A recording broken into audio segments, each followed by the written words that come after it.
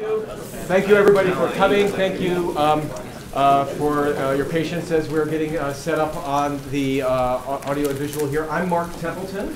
I teach the Environmental Law Clinic here, the Abrams Environmental Law Clinic here at the University of Chicago Law School, as well as other classes related to environmental law. I am also an active participant and enthusiastic supporter of the Energy Policy Institute at Chicago, which is an interdisciplinary group of scholars and thinkers about the most cutting-edge energy and environmental issues that not just this country, but the entire world is facing. And so I'm most grateful to the team at EPIC, led currently by Michael Greenstone, Sam Ori, Pete Ogden, and a whole bunch of other people, as well as my academic colleagues, for bringing our guest speaker here today. And I would strongly encourage those of you to get involved with the work of EPIC and participate in environmental law and energy issues here at the law school as well. So we're honored to have Sue Biniaz here today. She was and is the lead U.S. climate negotiator for the State Department from the legal perspective.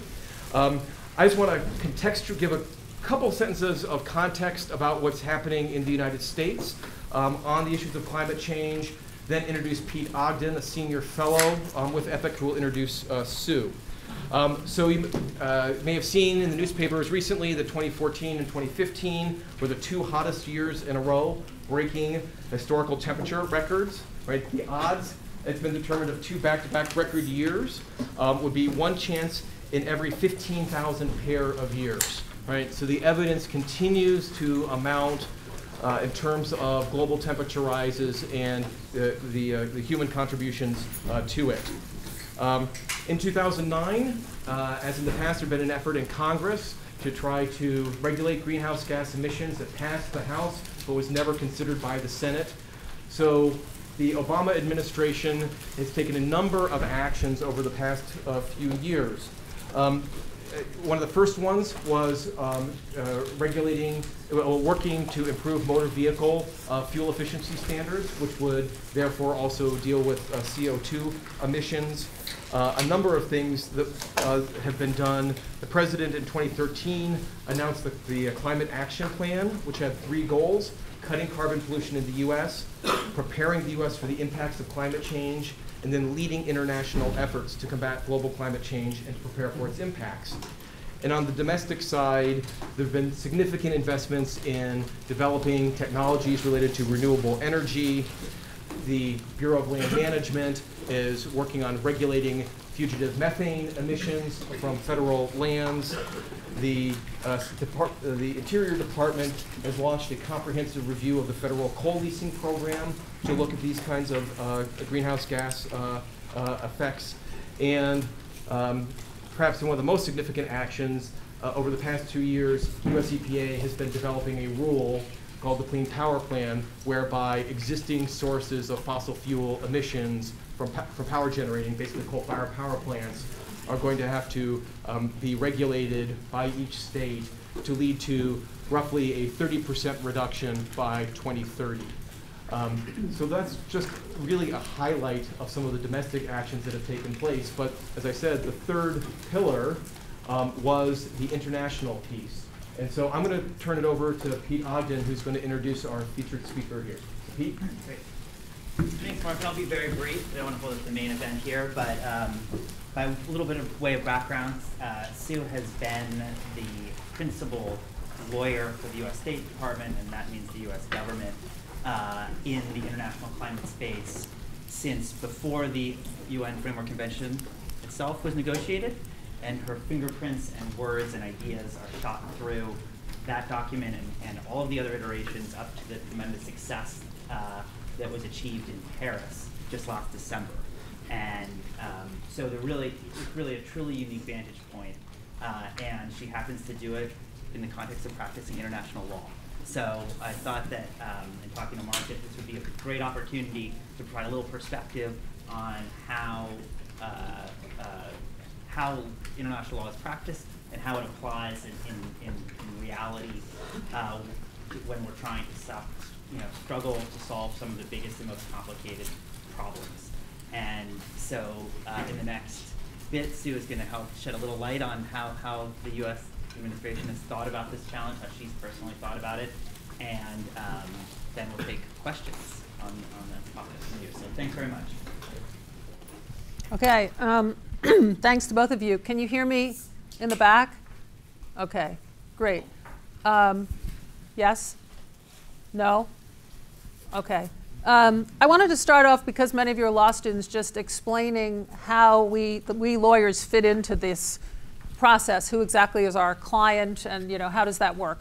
So there's a legal advisor's office at the State Department, and we have various policy bureaus that we are the lawyers for, and we call them our clients, even though they're not typical clients. They don't pay us or anything like that. So the State Department has the lead on many negotiations, most negotiations, including climate negotiations. Since the very beginning, when Secretary Clinton came in, she appointed a special envoy for climate change, which we'd never had before. So we now have a single person who is basically spends full time doing the negotiations. And in my capacity, as I was a deputy legal advisor for several years, and after that decided to just work on the climate negotiations. And so I've basically been the lawyer to that special envoy and the negotiating team that reports to him. And we actively participate in every aspect of the negotiations. So they are very generous as clients. They don't just say, here's a legal issue, could you please look into it? We're kind of part of the team that helps figure out strategy and drafting. We do a lot of the negotiations ourselves, and so the lines between law and policy are quite blurry, which makes it a lot of fun for a lawyer. And if any of you are contemplating a career in international law, I really recommend it. I've been there over 30 years, and probably a handful of days that I haven't been excited to go to work and deal with the issues. I don't think that many lawyers can say that.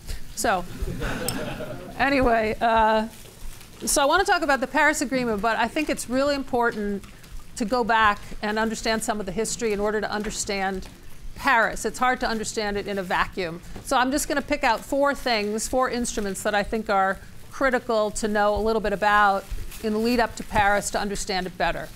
Those are going to be the Framework Convention from '92, the Kyoto Protocol from '97, the Copenhagen Accord from 2009, and then what was the mandate for the Paris negotiations, which was called the Durban Platform from 2011. So I'm going to start with the Framework Convention. Framework Convention sets out the objective of avoiding dangerous anthropogenic or man-made interference with the climate. It doesn't say what that means. It doesn't lay out any kind of temperature goal or emissions limit. It just gives you a very kind of qualitative objective. The commitments are very general, take appropriate measures to mitigate, to adapt, not much specificity. There are no legally binding caps on emissions. President Bush, the father, basically staked his participation in the Rio Earth Summit on the absence of legally binding emissions targets, and that's the view that prevailed. It does have a principles article, which I remember at the time we were quite nervous about. We didn't think you needed a principles article. We thought it would be confusing. You would negotiate a whole treaty. You'd have all kinds of obligations in it, and then you would have these principles, and it might sort of cloud how you would understand the commitments that follow, but we went along with it. And lo and behold, one of those principles has been kind of a driving force of the negotiation since then, and that's the so-called CBDR principle, or common but differentiated responsibilities. The whole thing reads, states should protect the climate in accordance with their common but differentiated responsibilities and respective capabilities. So just don't forget CBDR, because I'm gonna, it's like the gun at the beginning of a Chekhov play. It's gonna come back, okay? So the agreement also set out two different annexes, which will also come back in my little talk. One was Annex 1 parties, and they're called that because there's literally an Annex 1 attached to the agreement. And those were the countries at the time that were in the OECD, plus the former Soviet republics that had just kind of broken up. They had slightly higher reporting obligations, and they had a non-legally binding aim to return their emissions to 1990 levels in the year 2000, non-binding. And then there were Annex II parties, which were essentially Annex I parties minus the former Soviet republics, because those parties had financial obligations to help developing countries with certain aspects of implementation. But it was considered that since the Soviet republics had just basically fallen apart and were in economic turmoil, they shouldn't be held responsible for financial obligations. So that's the Framework Convention. The United States joined very quickly. It was done as a treaty. There was a Republican president, a Democratic Senate. It went through unanimously. The only complaint in the Senate was from some Democrats who said it's not strong enough. So times have really changed since then. Then we move on to the Kyoto Protocol. So one of the compromises in exchange for not having legally binding targets in the Framework Convention was the EU and other countries that had wanted them said, okay, but the very first time the parties to this agreement meet after it enters into force, they have to review the adequacy of the emissions article. So it was so in 1995, and historical footnote, Angela Merkel was the environment minister of Germany and the person we dealt with at that conference. And so at that meeting, most countries said, yes, these targets should be reviewed for a number of reasons. The year 2000 aim didn't go beyond 2000 by definition, and so what was going to be the aim after 2000? Some countries didn't like the fact that the aim was not legally binding and thought it should be made legally binding, the next aim. And the United States and other countries thought more parties should be subject to any kind of emissions target, not just the Annex I parties, because the major developing countries' emissions were already starting to increase, and it made the 1992 Annex I a little bit antiquated already 3 years later. Well, the developing countries at that stage said, no way. Yes, there should be new targets, but they cannot and should not apply to developing countries. So the developed countries were essentially faced with a choice. Either have no mandate for a new negotiation, or have a mandate that expressly and upfront excluded any new commitments for developing countries. And you know how the story ends, because this is what led to, obviously they did adopt the Berlin Mandate, and this led to the Kyoto Protocol. And in the Kyoto Protocol, there are legally binding emissions targets that go out to 2012, and they apply to Annex I parties only. There are a lot of other features to the Kyoto Protocol that are of significance, market mechanisms, a pretty extensive compliance regime. I'm not going to get into those because they're not as relevant to my story.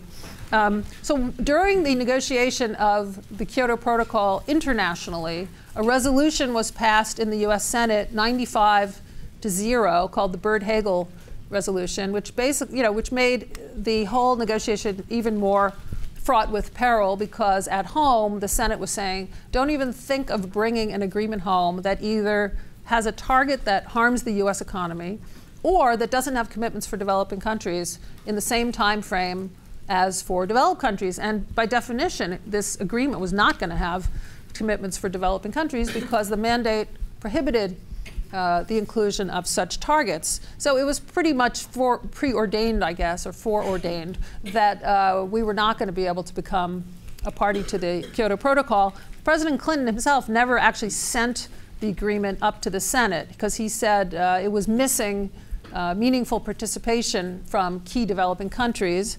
And when President Bush took office, he declared the agreement fatally flawed and did not really propose an alternative. I suppose there were options at the time to say, well, we could go along if the target were less stringent or if certain developing countries took on targets, but it was more or less open and shut. We're not going down that road. So even though the distinction in the Framework Convention between Annex I parties and non-Annex I parties was pretty minor, because the Annex I parties, just as I said, had slightly higher reporting obligations and a non-legally binding emissions aim, the Kyoto Protocol made the distinction between Annex I and non-Annex I much bigger.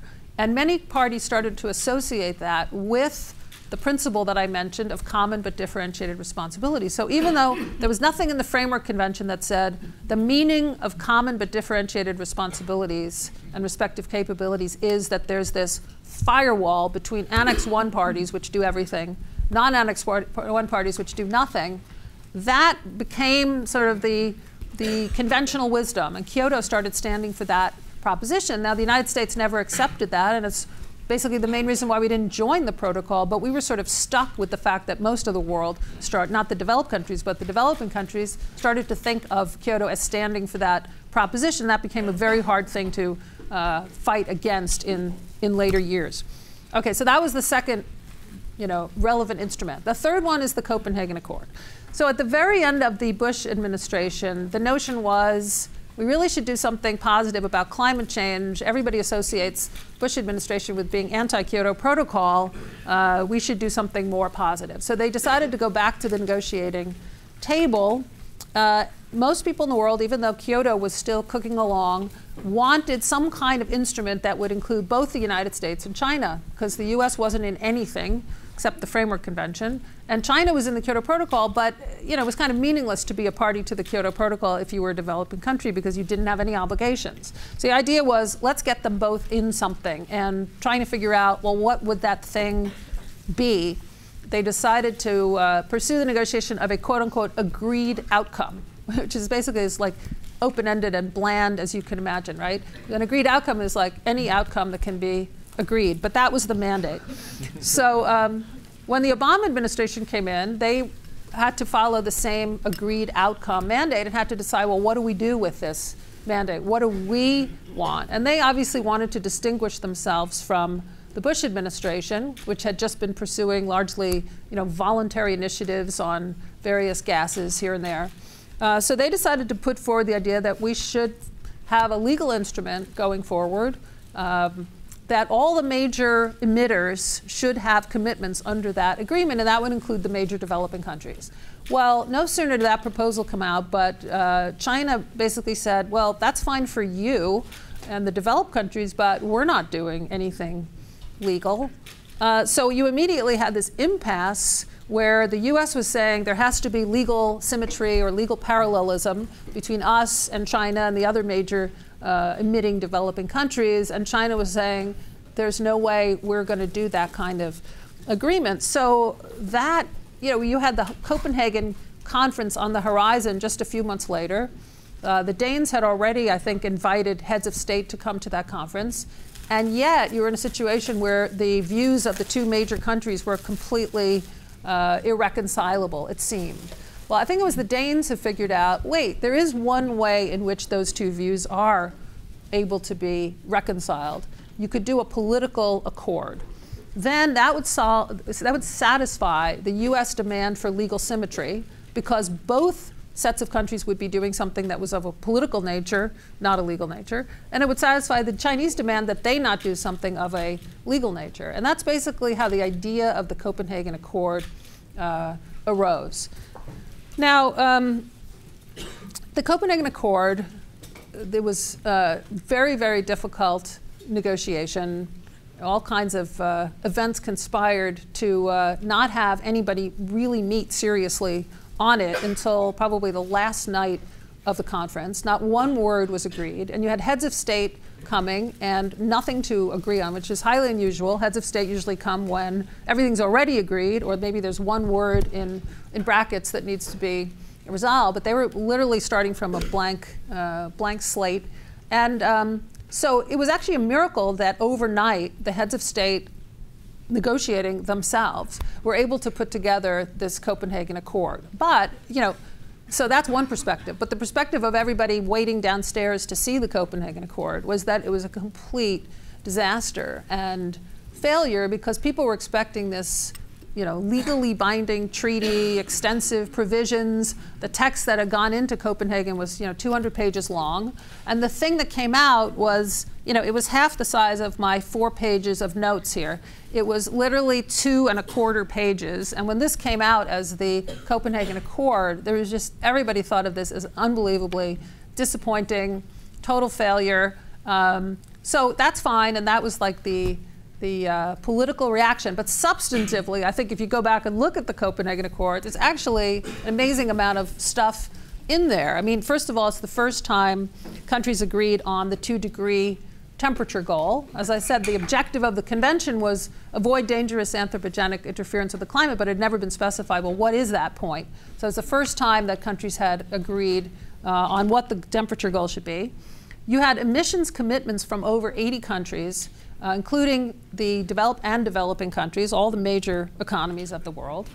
President Obama had helped hammer out a transparency regime, which had both developed and developing countries in slightly different ways, reporting on their emissions and how they were doing in terms of meeting their commitments. And you had extensive financial pledges from the developed countries. So it's quite significant, even though it was a significant failure. Let's put it that way.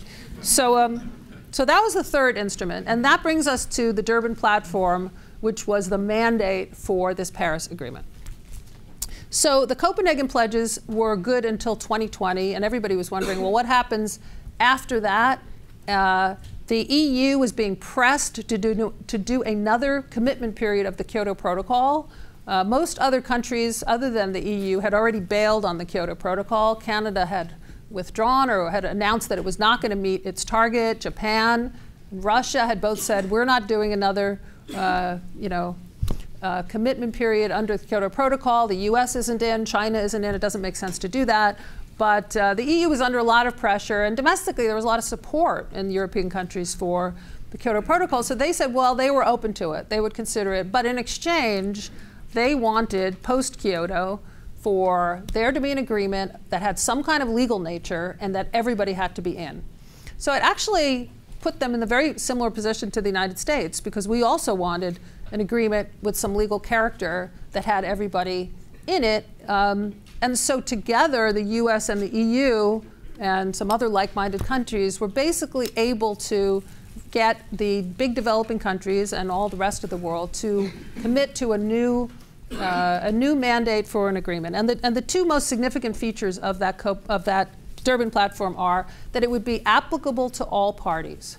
So it's essentially the anti-Kyoto, because the mandate for the Kyoto Protocol had been it would be applicable to some parties, not all parties. So that was really significant. And the other significant piece was that it would have some kind of legal force. And that was the opposite of the Copenhagen Accord, which had no legal force at all. There was a convoluted expression of the legal force point, which, because nobody could agree on exactly what kind of instrument this thing should be, so that they said it should be a protocol, another legal instrument, or an agreed outcome with legal force. And so it left all options on the table. And that was essentially the mandate for Paris. So now I'm up to a couple years ago when we start the negotiation of the Paris Agreement. So some of the themes for the negotiation of the Paris Agreement derive from what I've just been talking about. So I think you've probably already figured out from the things that I've mentioned that one issue is going to be differentiation. How are you going to keep the Annex 1 references, non-Annex 1? Are you going to treat all countries the same? Is it going to be something in between? That was a major, major issue not resolved until really the last second of Paris. Another issue, it's probably already obvious, was going to be what's the legal nature of the provisions. You had Kyoto on one end of the spectrum and you had Copenhagen on the other end of the spectrum. And then a third issue would be what is going to be nationally determined in this agreement and what is going to be internationally determined. And again, you had Kyoto at one end of the spectrum where absolutely everything about those targets was determined in the Kyoto Protocol. What they were, what could be counted, everything. And Copenhagen pretty much at the other end of the spectrum where everybody just put in, whatever they wanted and there were no rules at all. It was called the Wild West. And some of the themes that in the Paris negotiation didn't really derive exactly from these instruments that I'm talking about. They derive from other things. So one of the themes was the need for greater ambition. And that really derived from just greater climate impacts, greater awareness of climate, more support in all kinds of countries for doing more about climate change. So there was a push for greater ambition. The second thing is that there was an increased emphasis on adaptation to climate impacts, not only because there had been lots of climate impacts in the intervening years, but if you looked at the original convention and you looked at the Kyoto Protocol, they were really, although they may have mentioned adaptation along the way, they were very mitigation focused. They were very much about emission reductions. And so the countries that weren't really emitting much but were suffering from the impacts of climate change, a lot of African countries, Central American, small island states, really wanted more substance and optically more room in the Paris Agreement devoted to adaptation that had been done in the past. So those were the main issues, I would say, going into. There's also a big finance issue, but I'm going to skip that one for now. So I'm going to address three of them: ambition, differentiation, and legal nature, and then, turn it over to you. So ambition. There was a hard issue of how to make the agreement ambitious, but also have it promote broad participation, right? Because you could imagine a very ambitious agreement. You could take 2 degrees, you could divide up 2 degrees and allocate the result among all the parties and say, your target is this and your target is that. But not only would you never agree on the formula for how you would divide up 2 degrees, but nobody would join that kind of agreement because they wouldn't want to be told, here's your target, right? But you also couldn't negotiate the targets the way we did in the Kyoto Protocol. In the Kyoto Protocol, you only had the Annex 1 parties. You were able to sit around a small table and say, do a little bit of horse trading and come up with those numbers. It was impossible to imagine that even if parties want or were willing to negotiate their targets, like what would be the mechanics of negotiating 196 or 8 targets in the run-up to Paris. So the US actually came up with this idea of nationally determined commitments or contributions, because we figured the best way to have broad participation in the agreement and to include developing countries which hadn't had targets before was to allow each country to come up with its own mitigation contribution based on its own national circumstances, capabilities, and all of that. But we also recognize in the same breath that if you had a pure system of nationally determined, you might end up with lowball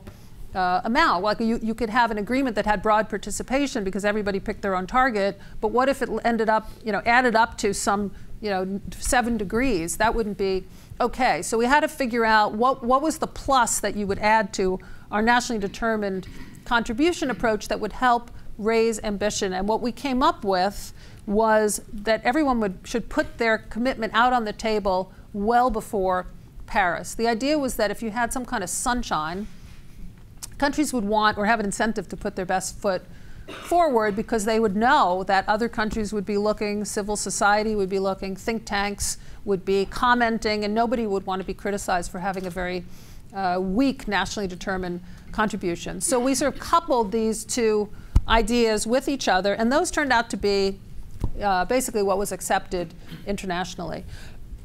The other thing we did, so I think the US gets some credit for this whole idea of nationally determined, not only for coming up with the idea, but then we went and pre-implemented it. In November of 2014, we and China announced our targets in advance. So we not only announced ambitious targets, but we announced them several months before the UN deadline that had been set of March 31st, and that proved to be kind of a catalyst for other countries to come forward. So, by Paris, over 180 countries had put forward their nationally determined contributions, which was pretty extraordinary. Notwithstanding how extraordinary that was, it was still recognized that they weren't going to, in and of themselves, add up. And if you just left Paris with those original 180 nationally determined contributions, nobody would say that Paris was a success. So what you really needed to do was put some kind of longer-term goal into the agreement and come up with some kind of mechanism or mechanisms to increase ambition over time. And that's basically what the ambition discussion was about. So one aspect of that, the goal, was the temperature goal. Going into Paris, everybody thought the world was just going to stick to the Copenhagen goal of below 2 degrees centigrade, but somehow, and I can't even explain how, it ended up being well below 2 degrees. And moreover, there's a reference in there to also pursuing efforts to limit the increase to 1.5 degrees, which was something that the island states really pushed very hard, as they needed a reference in there to 1.5 in some way. It's not the new temperature goal. It's a clause that comes after the temperature goal, but it was still significant that that ended up in there. Most parties going into Paris would not have imagined a reference to 1.5 in the agreement. The other goal that's in there, before I get to the mechanisms, was the emissions goal. The mitigation article, or the emissions article, had many proposals in it going into Paris. Decarbonization of the global economy by the end of the century, climate neutrality by the end of the century, carbon neutrality, net zero emissions. Every single one of those was flawed for some reason because someone wouldn't accept it. The OPEC countries didn't want any mention of carbon because it was too much of a focus on carbon dioxide as opposed to the other greenhouse gases. Some people thought net zero was not okay because it had the word zero in it, which looked too scary. And some people didn't like it because it had the word net in it, which looked like it was too much of a proviso on zero. Some people liked climate neutrality because it sounded good, and some people didn't like it because they didn't know what it meant. So, you know, one of the lessons there was sometimes you can reach agreement by getting rid of terms and just explaining what you mean. And what they basically did was say that the aim would be for global peaking as soon as possible and a balance between emissions and removals in the second half of the century, which is probably closest to net zero emissions, but it doesn't use that expression. It just spells it out. So I think important lesson there. The other thing, so in terms of mechanisms, you have these goals now, but how do you get there? One of the issues was, should there be a review or a stock take every X years, and what should it review? There was a lot of common ground that there should be a review every 5 years under this agreement, but going into Paris, the developed countries wanted the review to focus on emissions, global emissions, and the developing countries wanted it to focus not only on emissions, but on finance and how much money was coming in. So the result on that one was agreement on a 5-year stock take, but comprehensive, covering all the issues. And another issue was, should there be harmonized targets? You know, one of the problems with this nationally determined contributions is that basically everybody decided what the time frame would be for their targets. Only a couple countries picked 2025. We did, Brazil did, and the Marshall Islands. Everybody else picked 2030. And so we thought, going forward, post-2030, everybody should go to 5-year targets. They're more likely to be ambitious because you're more likely to be ambitious when you're dealing with a shorter time frame. But many countries did not want to switch to 5-year targets. They wanted 10. So our second choice was, OK, if you're going to pick 10-year targets, then every 5 years you should have to come in and say whether you stick to your 10-year target or you revise your 10-year target, so that there would be some kind of a little bit of pressure to you know, possibly revise when you might otherwise have stuck. We call that the postcard issue. So in other words, instead of just sitting there passively, you should at least have to send in a postcard that checks a box, restate, revise. And we actually won on that point, which was not at all obvious that that was going to happen. The other ambition piece to mention is that, so every 5 years you're saying whether you restate or you revise. If you have 10-year targets, then every 10 years you're putting in an actual new target.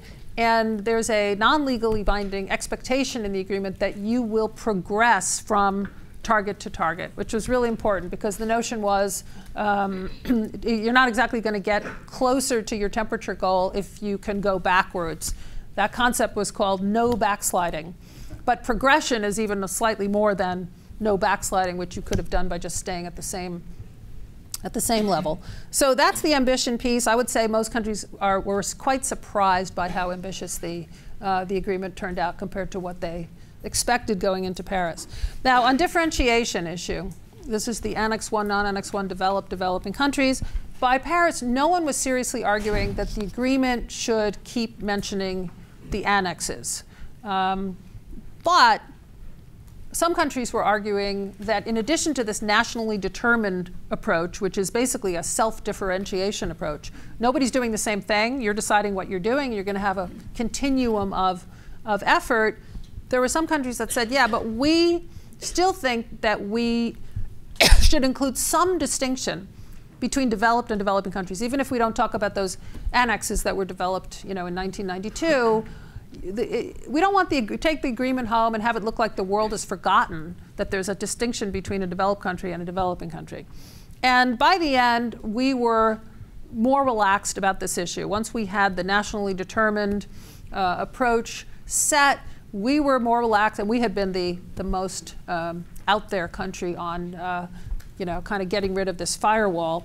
But we said, as long as there's no distinction in the legal obligations, and as long as any distinction between developed and developing is in the context of ambition, and not, developed countries do X and developing countries do nothing or Y, we could accept it. So there are several, well, I'll get to that in a second. That was on emissions targets. On finance, the question was, the developed countries only had financial obligations. Those were the Annex II parties, essentially, from the Framework Convention. But the developed countries wanted some nod in the direction of the fact that the donor pool might increase over time. Not in a mandatory way, but they thought, if this agreement's going to carry us from 2020 on ad infinitum, then it can't just look like only developed countries are going to ever provide financial support to other countries until the end of time.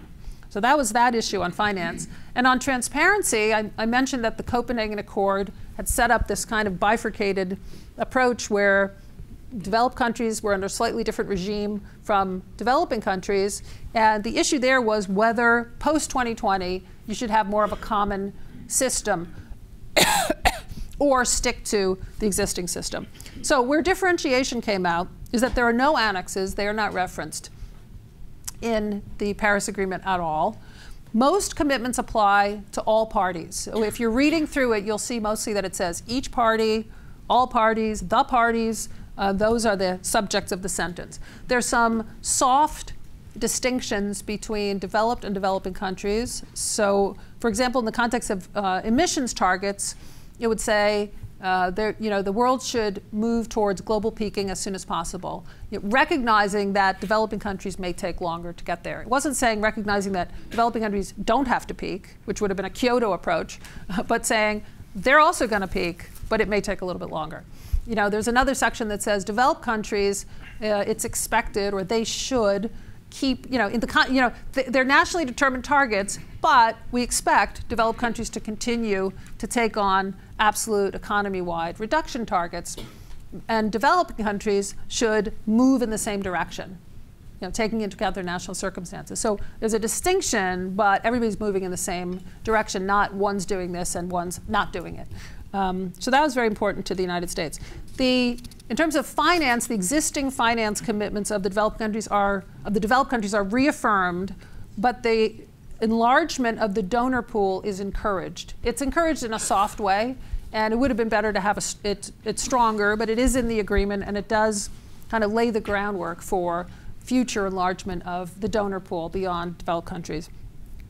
And the last point on differentiation is that the transparency system is going to be a common system, but there will be flexibility, not for all developing countries, so it's not a bifurcated system, but there will be flexibility for those developing countries that need it because of their capacity. So basically two caveats. Only those developing countries, not all, and the ones that need it because of capacity, not because of developing country status per se. So that was kind of the compromise on how the transparency system will work. Last point is on legal nature. I mentioned that the Durban Platform left pretty open. It basically said this new instrument has to have some kind of legal force, but we leave it to the parties to figure out exactly what that's going to be, what's going to be legally binding, what's not going to be legally binding. Some parties strongly supported legally binding emissions targets. Either they thought it would be too abrupt a move away from the Kyoto Protocol to go not only ditch the Kyoto Protocol, but also go to non-binding targets. Some of them thought the whole thing looks more serious if the targets are legally binding, and some of them for domestic politics reasons, their environmental groups or others, civil society really wanted to see binding targets come out of the Paris Agreement. There were a lot of countries on the other side, including us, saying the targets should not be legally binding, that we would have broader participation in the agreement without them, and we'd probably have higher level of ambition because countries would, lowball their targets if they were worried that they would be legally binding and they might be out of compliance.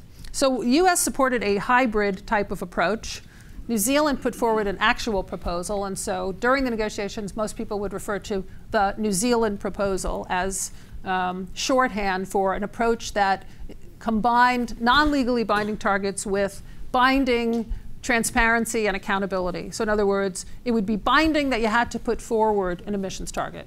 It would be binding that you had to make it clear and include all kinds of clarifying information of what your target was.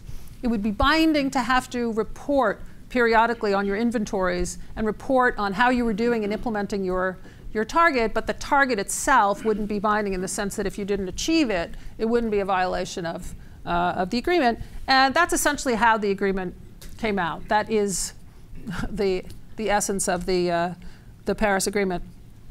So I'm going to stop there and take your questions.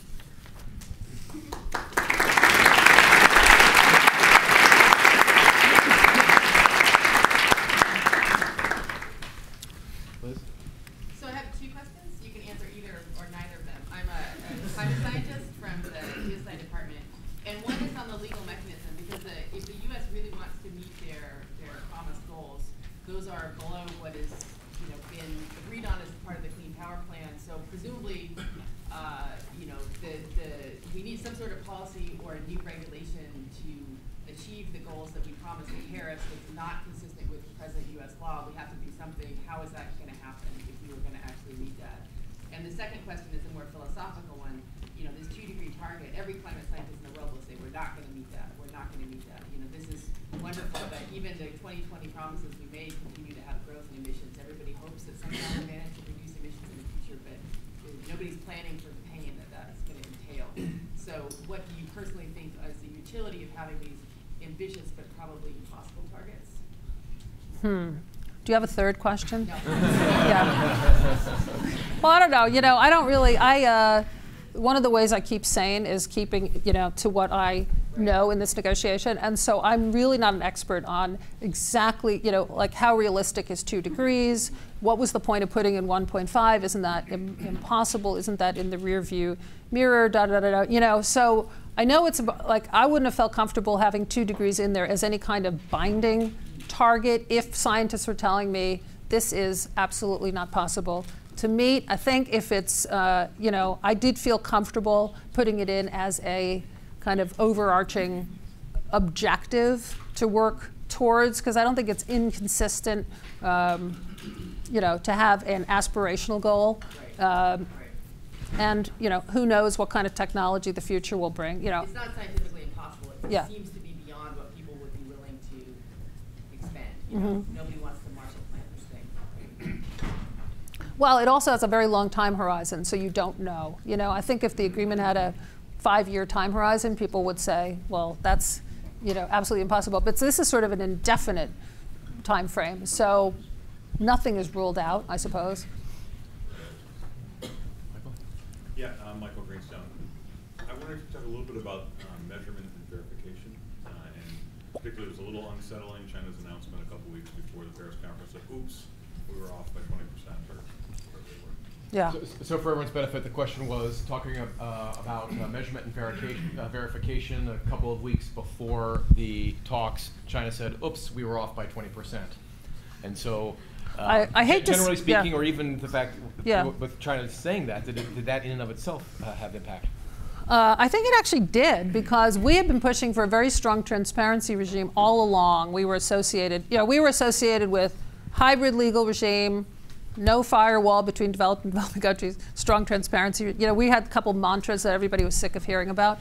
And one of them was strong transparency, and part of that was inventories and strengthening the inventories that were required, particularly of developing countries, because at the moment we're subject to these 2 different systems. And I wouldn't want to say it's ever helpful for such a discrepancy to come up, but actually turned out to be somewhat helpful to us in arguing why we needed stronger inventories under this agreement going forward. So one of the provisions of the transparency regime relates to stronger inventories.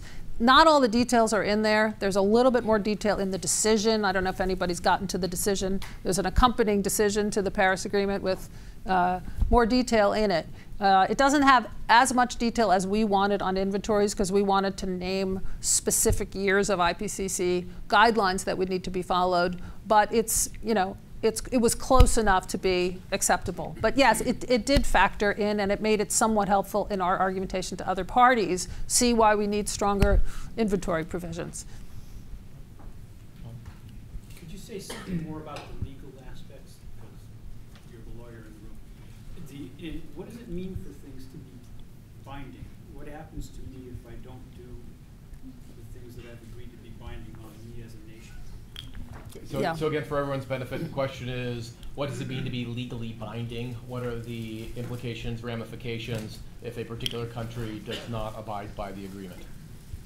I mean, the simplest answer is that if something's legally binding and you don't meet it, it's a violation of international law or a violation of the agreement. But the what happens to you has to be separately negotiated, right? So it's not like something automatically happens to you if you violate an international agreement. You have to negotiate with the other parties. So what happens when a country doesn't do the thing it said? And what was so interesting about the Paris negotiations is, as I said before, some countries were arguing very strongly for legally binding emissions targets, and some were arguing very strongly against them.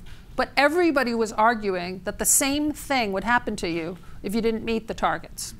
So it was actually really interesting, you know, because it could have been a situation where countries were arguing for legally binding targets because they wanted the penalty to be whatever, you know, financial penalties, trade sanctions, you know, whatever. You could look at a bunch of different international agreements to see. That thing is that right? But nobody was arguing for that. So what was interesting is, like, even the countries that thought targets should be binding, they still thought that the consequence, if a country didn't meet its target, should just be name and shame.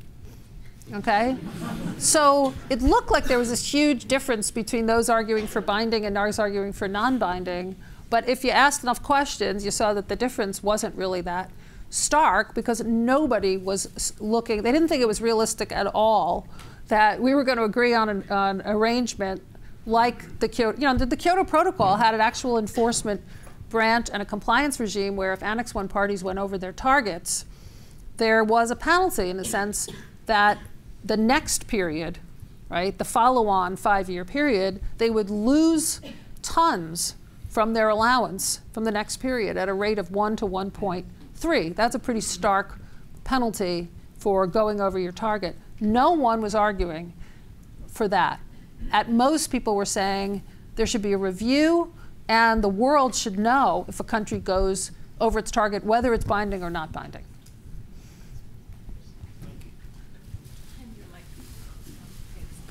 Were there any mechanisms in terms of moving forward, talking about sharing technologies, investments in renewable energies, to say, here's our targets, but here's how we as a global community are going to work together to make this happen at a you know, as fast as we possibly can? Mm-hmm. So again, the question was about technology sharing to speed the rate of reducing emissions or reducing the rate of increase of emissions. In the Paris Agreement, there are provisions, and I skipped over many issues just to focus on the key ones, but there are provisions on technology cooperation and transfer, capacity building, things like that. But even apart from what's in the agreement, a lot of things happened offline in Paris, including a big technology initiative that involved the United States, India, Bill Gates. Bill Gates got a lot of his friends to put in really, I think, billions of dollars, all told, into a technology initiative. So that wouldn't be in the four corners of the Paris Agreement, but it was something that was definitely catalyzed by the Paris conference. So yes, there was a lot of focus on like the real world getting to reduction of emissions, not just the targets themselves. All the way in the back. I have a question on the private sector. What role did private sector emissions play in the run-up to Paris, as actually the emission reductions need to happen in the private sector? So thinking both of companies, but also the financial markets who drive what companies will be So again, the question is essentially, this was about states. Private companies are going to have a significant or the most significant role in actually implementing this. What's the relationship between those? Yeah, it's a good question, and I think there's an interesting answer because it was a very unusual conference, right? Normally, an international agreement would just be, states are joining, and you'd have the private sector and the non-governmental organizations sort of over in a different tent with their exhibitions and side events and all kind of stuff. It was very important to France in hosting this that the role of the private sector, of cities, of states, of all kinds of non-state entities be recognized, and that there be a platform for them to take on commitments. So in Lima last year, which was the conference a year before Paris, they set up this, actually a kind of a portal in the Framework Convention website for people to put in their targets. And that, and I shouldn't say that's the only one, so it wasn't exclusive or anything, but there were all kinds of exercises going on in the world of, the C40 exercise, where cities all over the world were taking on targets. US-China did a cities summit where many of the cities in China took on targets much more stringent than the federal, the national target of China. You had companies pledging. The White House, as a US domestic matter, had a bunch of US companies signing on to targets, and these are all sort of wrapped up in different ways. There isn't like a single place you can go and find them because it was just too complicated to pull all this stuff together.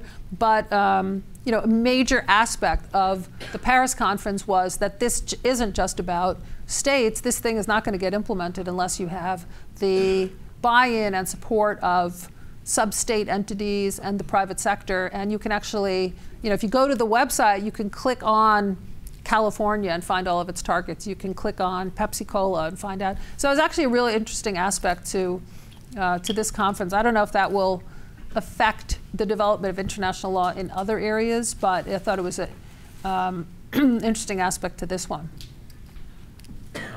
We'll take one last quick question here. I hope we're almost out of time. So. So just follow-up question to the previous one. I'm still puzzled why we say the Paris negotiation was successful, even though we don't have any legal, a binding agreement. So I want you to explain again. For example, let's say in the U.S. we have a new president, okay? And suppose that new president hates this agreement, and then in the U.S. maybe we are not going to do anything, but there's no penalty and nothing, right? So should we are we just relying on a shame? That's it, or should we, or do we have some kind of mechanism that convince every country in this agreement actually do something? So maybe this is because I'm an economist. So I don't know why we say this is a success without having any kind of binding things or any kind of penalty mechanism. So maybe you can help me explain. Yeah. I have like 30 seconds. I don't think I said it was a success, just for the record. Okay. I do think it was a success, but I didn't say that. A future president in the United States or any other country could get out of the agreement. I mean, the Kyoto Protocol was a binding agreement. When a new Canadian president came in, they decided they weren't going to meet the target and they withdrew from the agreement. So I don't think the bindingness or non-bindingness actually decides the success of an agreement. And in this case, I think you'll have broader participation than you would have if the whole thing had been legally binding. And also to call it, I don't want to keep calling it not legally binding, because it's just the targets that are not legally binding. There are other parts of this agreement that are legally binding, so I think it's more of a hybrid agreement. But I guess I would just say, I don't think you can define the success of an agreement based only on whether its provisions are legally binding. You have to look at so many different things, which is what I was trying to get across. Okay. I'd like everyone to join me in thanking Sue.